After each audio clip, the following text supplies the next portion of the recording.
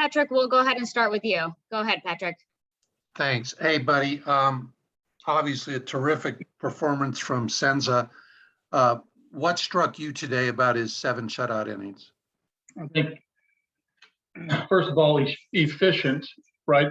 We talked, actually, I think I was talking to Jack in the radio pregame show about first pitch strikes, pitching ahead, because they'll attack the fastball early.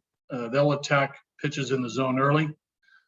And they also do a great job of laying off borderline pitches. We've seen that from, this Dodger club over the last number of years. This roster of veteran players, really have a selective eye. So efficient early, continued that efficiency. I think he had a 19-pitch inning, and that, and then I believe it was the 6th was, no, the 7th was a little trying for him as well. But I thought good fastball command to both sides of the plate, good slider. The curveball showed up, threw some changeups to keep him honest. I don't think he got many outs with the changeups, but he threw enough of them to keep him honest, and it helped the fastball. So I thought well pitched, and I thought overall he and Dom pitch selection was outstanding. In the, let me see, the 4th inning, he struck out Muncy, 97-mile-an-hour fastball.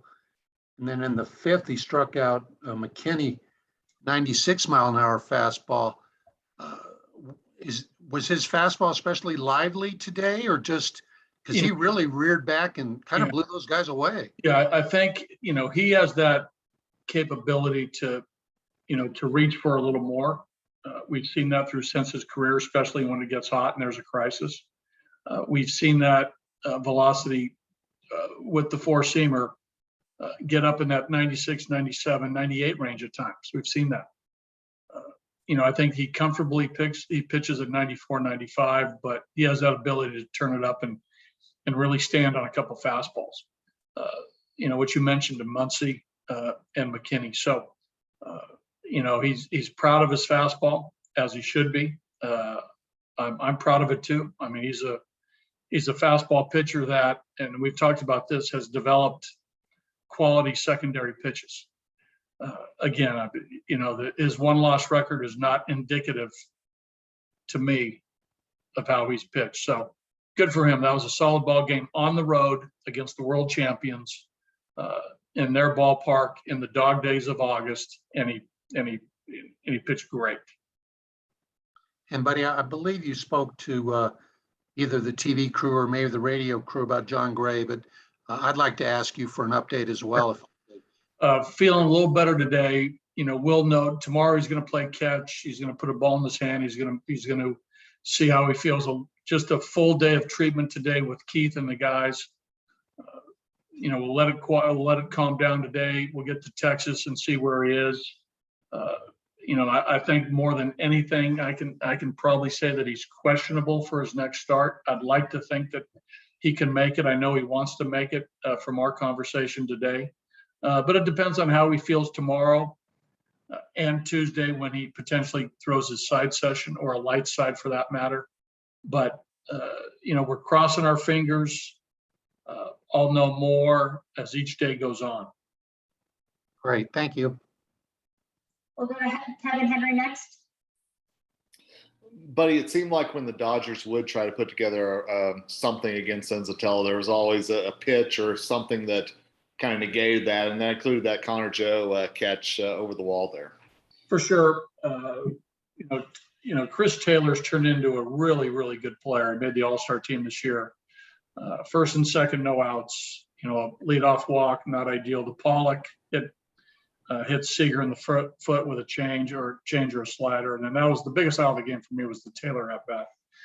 Nice play by Connor. But, Senza responded. And you're right, Kevin. There's like 3 or 4 critical at bats that sort of keeps the momentum going for the Dodgers if they get a base hit or a positive result. So plain and simple, Senza stifled them. And that's what it takes to win ball games. Thanks, buddy. Yeah. I'm going to Tracy. Go ahead, Tracy. Buddy, you win 2 out of 3 games at Dodger Stadium.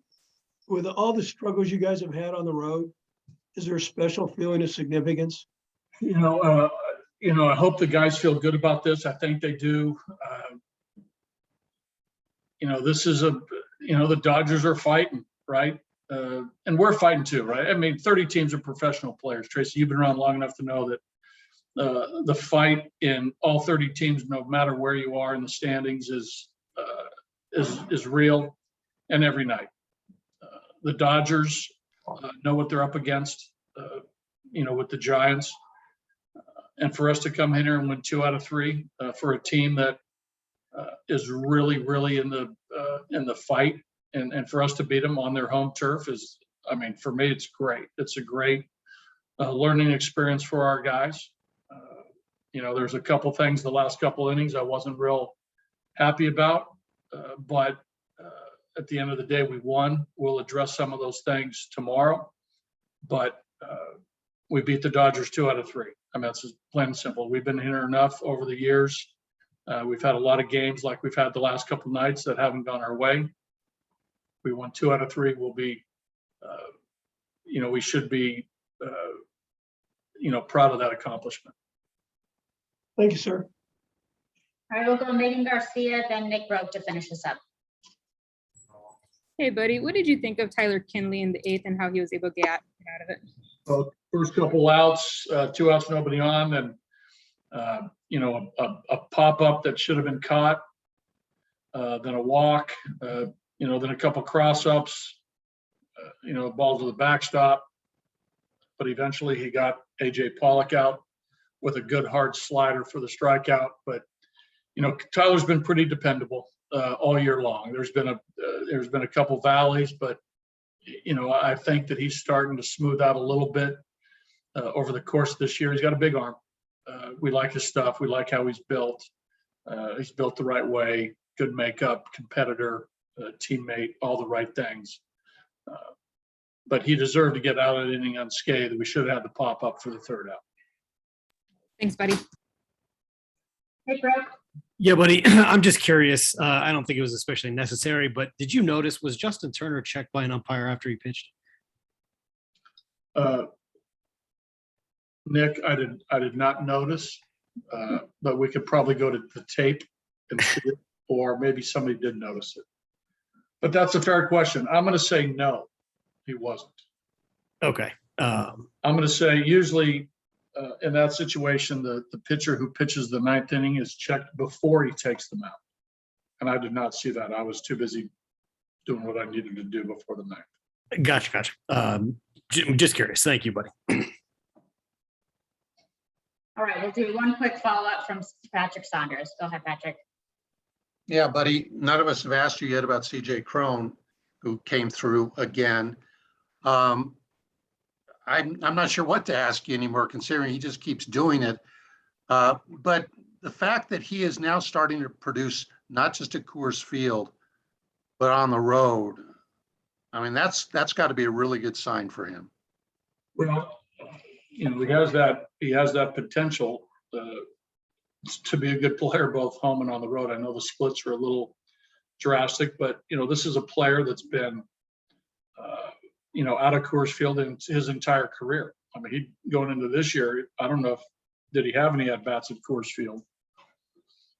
So he spent his entire career away from Coors, and he's hit homers in Anaheim. He's hit homers in Tampa. He's hit homers in Minnesota. Last year he got banged up in Detroit with the knee, but this guy's got power, and it's shown up, especially here in August. I think that he's had a great August, and I think we still have a couple more days here to add to his totals. But he's been, you can make a case he's been our best offensive player all year.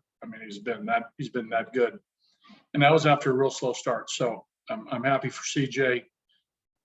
He's happy to be a Rocky. He likes this team. He likes everything about this organization, and he's playing extremely well. He's playing good baseball, and we've talked about his defense, how that's picked up. I know that was the topic in April and May, but things have smoothed out. He's came from an American League situation where he was, a lot of times a DH. The COVID year last year only played 9 games. So, he's been away from the field for, a couple of years. So he's done a lot of great work with Stu.